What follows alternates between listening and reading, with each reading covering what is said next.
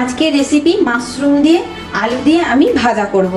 ফোড়নে দেব শুকনো লঙ্কা, আর হয়ে গেলে আমি পোস্ত ছড়িয়ে দেব।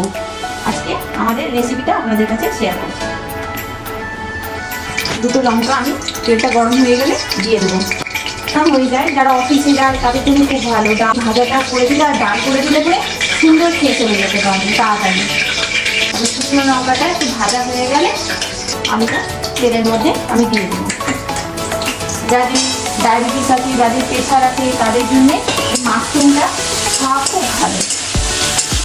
আমি আলুটা ভাজা করে দেবো। আমি একটু হলুদ গুঁড়ো দেবো আর দেবো নুন। আমার লাল লাল করে ভাজা হয়ে গেছে।